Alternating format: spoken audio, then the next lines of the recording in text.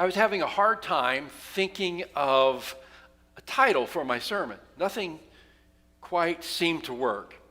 And I thought to myself, if only there were a forgiveness emoji, I could quit worrying about the right words and just use a little symbol. But of course, there's no such thing as a forgiveness emoji, right? Wrong. On a lark, I Googled forgiveness emoji, and lo and behold, there is one almost. About a year ago, the Evangelical Lutheran Church of Finland started a campaign to choose a forgiveness emoji. Hundreds of proposals were submitted. You can check out some of the proposals that were submitted on the picture that you're going to see right now. Here's 4 of the 100 of proposals that were submitted. You see a heart with a couple of band-aids over it, or a hand with a small heart rising. That might even remind you of Calvin's crest, if you've ever seen that before. Or a kind of sunny face with a little hand giving a heart. Or actually the one I like the most were these 2 figures hugging with one set of arms wrapped around the other. Those are just some of the proposals that were submitted. But then the folks that had started to put the campaign together thought, we need a good person to choose the winner. And so they turned to the former president of Finland, Tarja Halonen, and asked her to pick the top choice. And so now you're going to see the emoji she picked that's going to be the forgiveness emoji. And of course, that's the one that I put in as my sermon title. It's not official yet, though. The winning forgiveness emoji has to be submitted to the Unicode Consortium. I bet you didn't know that. All emojis have to be submitted to the Unicode Consortium, which apparently is the organization that has final matters in things having to do with emojis. But if all goes as planned, it could be approved and become the official forgiveness emoji in the year 2021. So I may have jumped the gun a little bit on using it as the sermon title. Please forgive me. Or emoji, hearts, hugging, hands, whatever it was. If only forgiveness were as easy as using an emoji, instead of having to do something like try and find actual words to speak to someone, to ask for forgiveness, or to extend forgiveness to another person. If only you could just click your mouse and boom, it was done. But you know it's not that easy. In fact, I bet there is someone in Finland right now who is saying, I'm never going to forgive President Halonen for not choosing my emoji to be the official forgiveness emoji. Imagine Peter saying to Jesus, do I really have to forgive someone who sins against me, or can't I just click the forgiveness emoji? That'd be a whole lot easier. You may wonder, why does Peter ask this question of Jesus, a question about forgiveness, in the first place? Lord, if another person of the church sins against me, how often do I have to forgive them? As many as 7 times? It's not a question that just kind of pops into Peter's head. Right before Peter's question, Jesus has been talking about some of the important realities of life together in the church. He begins by answering another question from the disciples, a question the disciples ask when they're eager to know who's going to be greatest in the kingdom of heaven. Jesus says that thinking about categories of greatness or status are all wrong for life in God's kingdom. And he takes and puts a child before them, and he says, this is what greatness and power looks like in God's kingdom. It looks like a child. Then Jesus tells the disciples how careful they have to be not to do anything that harms or causes one of these little ones who believe in him to stumble or fail. It's clear he isn't talking now just about children, but about everyone who is weak or vulnerable or new to following and believing in Jesus, you have to be careful about how you may cause them to fall or to fail. That leads Jesus to then tell his disciples how careful they have to be themselves not to stumble or sin. Let go of, cut off, get rid of the things that trip you up or pull you away from God's kingdom as it's present now in Jesus' life. Be careful because sin blocks the goodness of God's kingdom. And then it seems to emphasize again how valuable the little ones are. Jesus tells the story about a shepherd who leaves his 99 sheep to go look for one lost sheep, and how there is more rejoicing when that one lost sheep is found than there was over the 99 sheep that never wandered away. Jesus says, in effect, God doesn't want to lose a single one. And it's that understanding of God's extravagant care for one lost sheep that then leads Jesus to give instructions about how to deal with disruption and lostness that sin can create in the church. If sin breaks the relationship between you and another member of the church, you have to go and try and repair that broken relationship, Jesus says. You have to speak about the injury. You have to be truthful about it. You may have to reach out to others in the church for help and assistance. You just can't ignore the distance and barrier between you.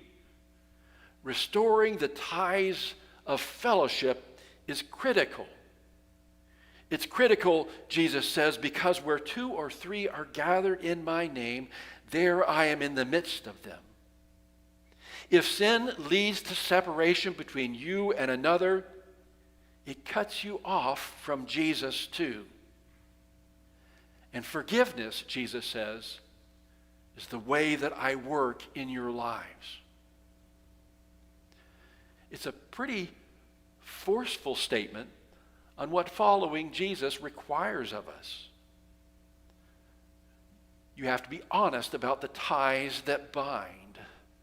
Blessed be the ties that bind, we sing, our hearts in Christian love. The fellowship of kindred minds is like to that above. You can't walk away from someone or something else as though they never really mattered in the first place. Jesus, he says his way, his life, his practice of forgiveness is to be our way, our life, our practice too. I think Peter begins to sense and recognize how hard Jesus' description of our life together begins to feel like for him. So he wants to try and make it manageable. Lord, how far are we supposed to take this? How many times do I have to forgive someone? 7 times? That's a reasonable number. There are 7 days in a week. Maybe Peter thinks that forgiveness is like taking 1 pill a day for 7 days. He could probably pull that off. Doesn't sound impossible. There's a limit to it. There's a limit to what Jesus will expect of us and require of us and to ask us to do ourselves as we seek to follow him. So Peter's question, it seems to me, is the question that we're likely to ask ourselves as well. How far am I supposed to take this? Especially when it comes to the subject of forgiveness. It's not an academic question for us. Our lives and the world are fraught with real pain, injury, hurt, turmoil caused by people's sinful actions, including our own. And it doesn't make sense to just spout off niceties about forgiveness that in some way don't help us to recover from the wreckage wrought by the way we often wrong each other. How many times, Jesus, we want to know. We want to know what the limit is, because if we get beyond that limit, then we're afraid forgiveness will start to mean something that it can't mean to us. How many times, Jesus, until forgiveness seems like it's just a matter of pretending that the offense didn't really ever occur or didn't really even matter? How many times, Jesus, until forgiveness becomes a sort of permissiveness without any demand that things have to change? What are the limits of this, Jesus? How many times until forgiveness seems to deny real past injuries without acknowledging the ongoing damage that is still perpetrated by systems and structures deeply rooted in a broken and shameful history, without any call to repentance and transformation? How many times, Jesus, before it just becomes too much, something we can't really live with? How many times, Jesus, until forgiveness isn't followed by healing and reconciliation, until it becomes just empty words without undertaking the hard work of building a new and loving and just life together? How many times, Jesus, we have to know how we can manage this, how we can make this manageable in our lives before forgiveness becomes something we can't really live with? Maybe Peter is saying, probably like we want to say and like we may say with a certain sense of justification, there have to be limits. There have to be limits to forgiveness. Tell us what they are so that we can be assured we won't be consigned to a way of life that will just always end up being steamrolled over by remorseless, hardened, impenitent people who will always take advantage of us. How many times, Jesus? So Jesus answers, not 7 times, but 77 times. Or maybe Jesus said 70 times 7. Doesn't really matter. It's such a big number. There's no way that Peter could figure out how to manage it anyhow. Jesus must have seen the puzzled, quizzical look on Peter's face to this number.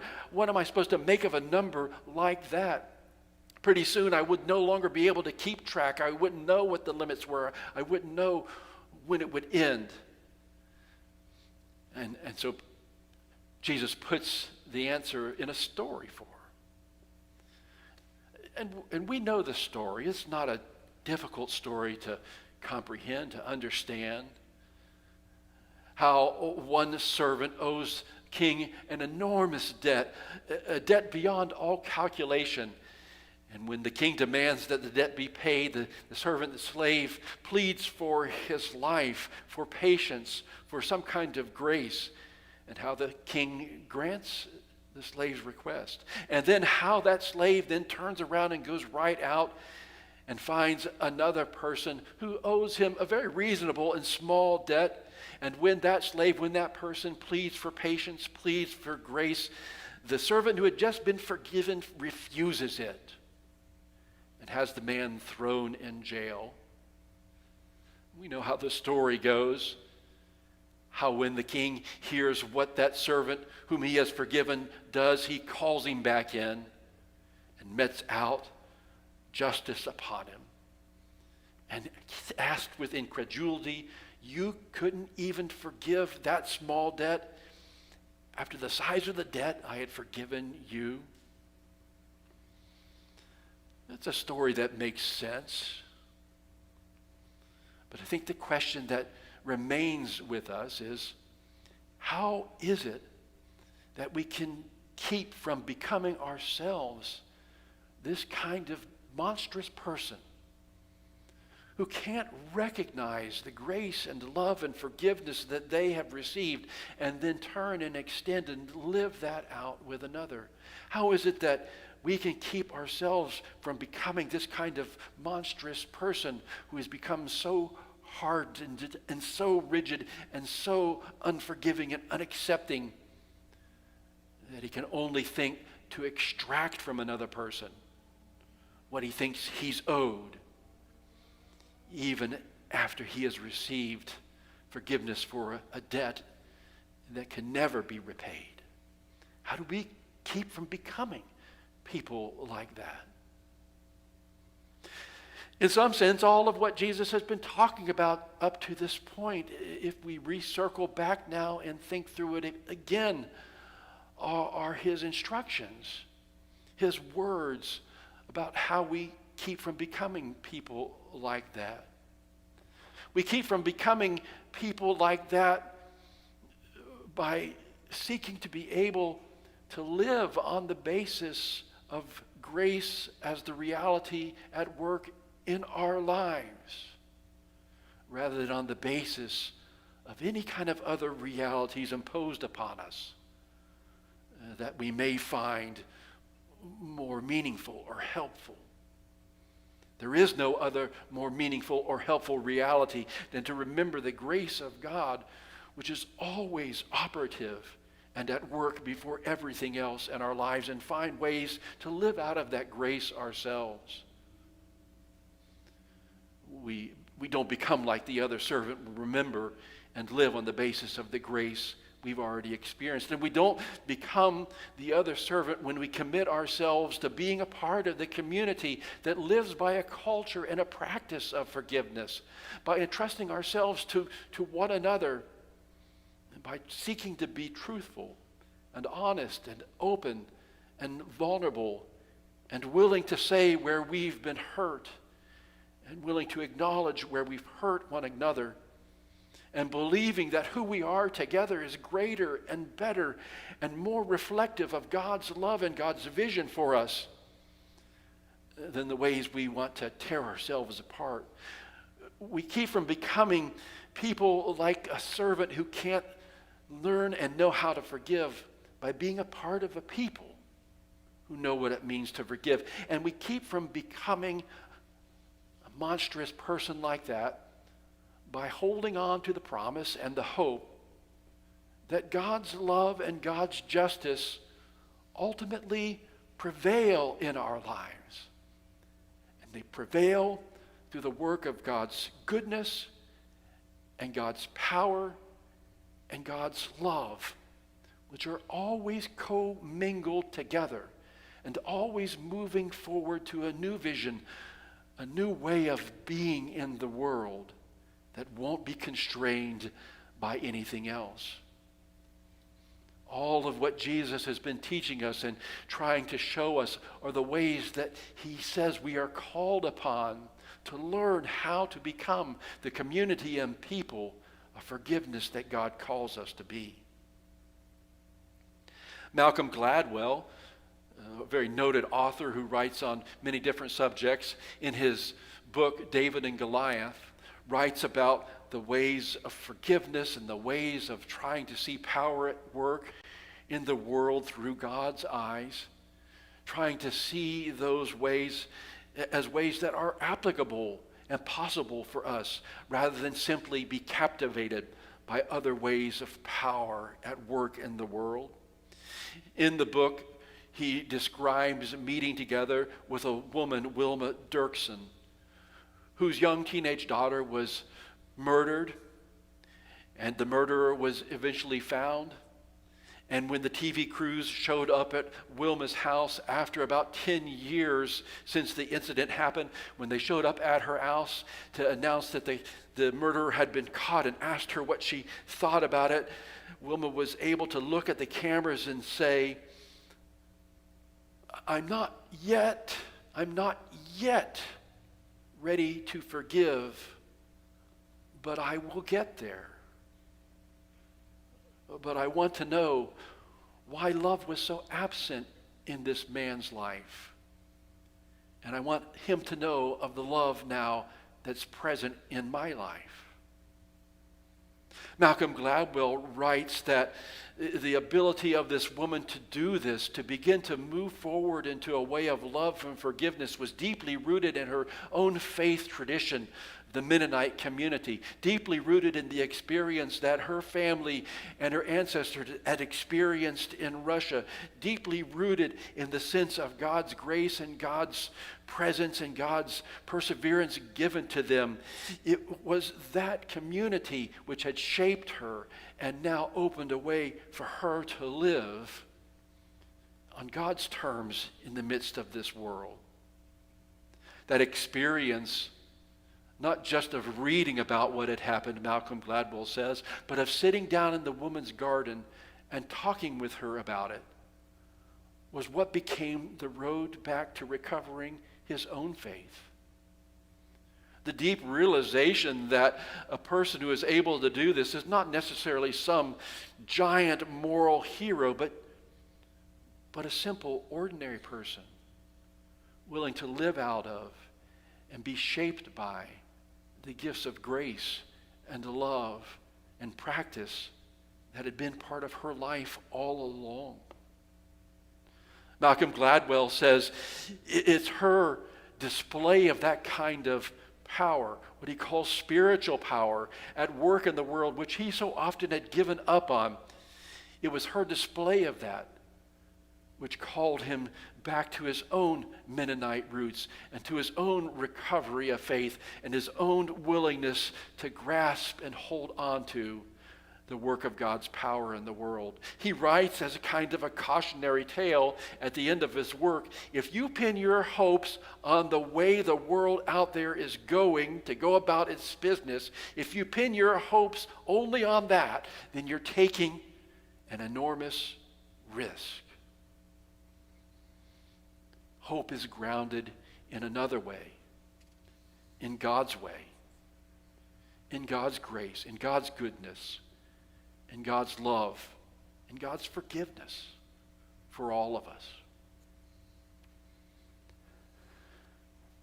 What if Peter had just asked the different question from the very beginning? We know the question he asked so well because it's probably the question we want to ask ourselves. Lord, how many times do I have to forgive someone who sins against me? 7 times? What if Peter had asked instead, Lord, how many times have you forgiven me? 7 times? And what if Jesus had said, no, Peter, not 7 times. I think it's more like 7 times 7. Or maybe it's more like 7 times 70. Peter, I don't know. I just continue to forgive and love and pray and hope and trust that it'll sink in.